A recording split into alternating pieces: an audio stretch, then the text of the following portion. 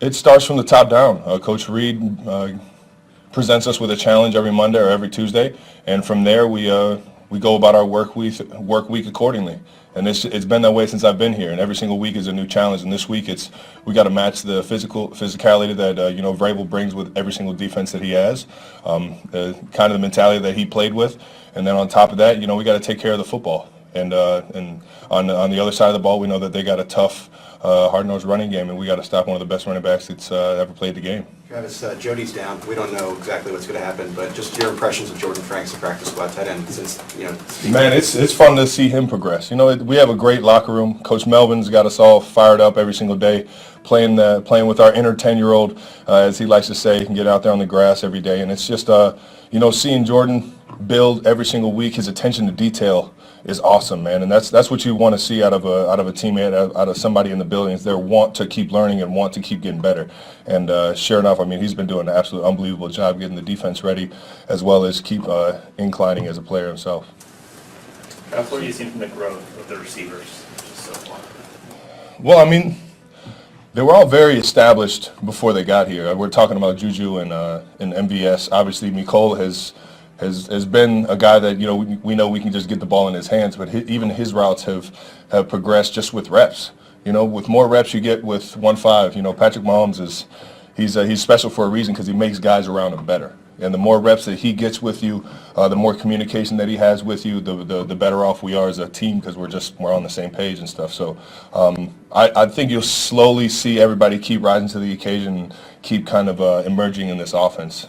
What do you see out of Kadarius Toney so far out there in the practice field that makes you believe he's going to be a good solid contributor to the team? He brings energy. I think his ability speaks for itself. He's very quick and put his foot in the ground with the best of them, and he's special with the ball in his hands. He's one of those guys where his awareness is crazy. You think he's got eyes in the back of his head because he sees guys coming from different angles and stuff. So haven't seen the full arsenal that is him yet, but I think he's definitely going to help us out in the near future, definitely in the long run for sure. You were with him before, but how excited do you sense he is to have this fresh start in Kansas City with you guys?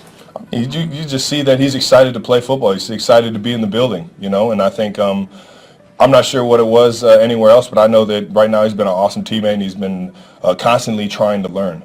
And it's just been fun getting in the huddle and helping him build and getting comfortable.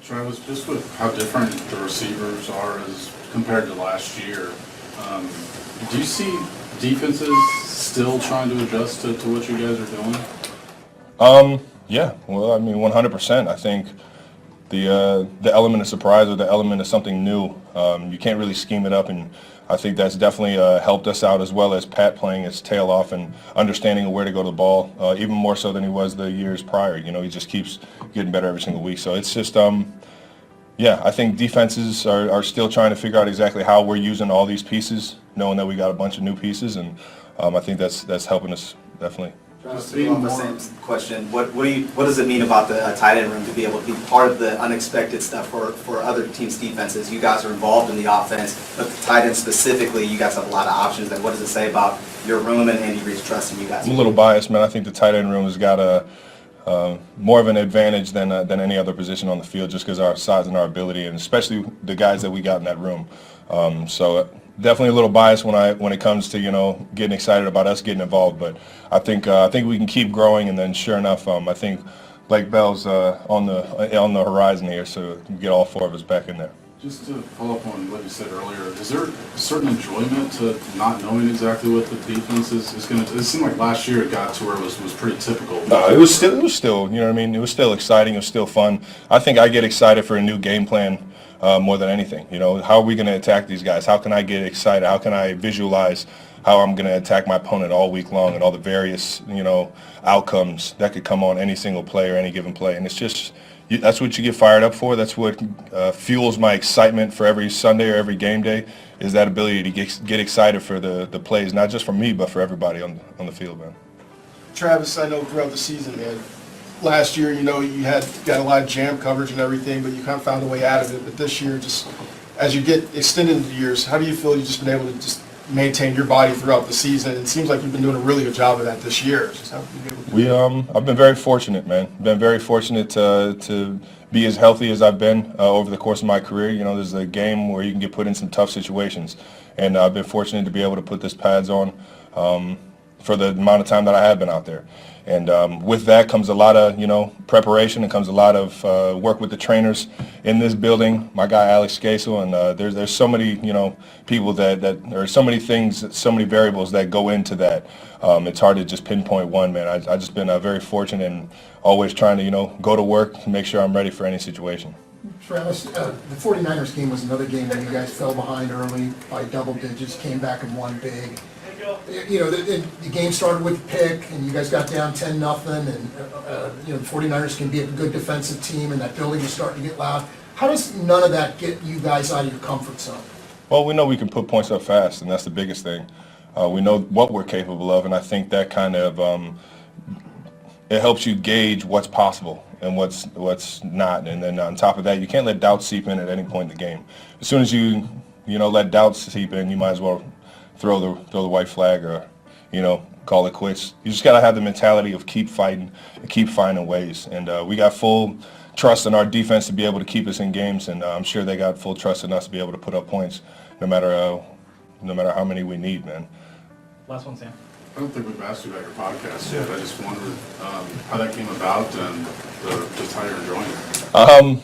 I'm having a blast, man. It's fun to see.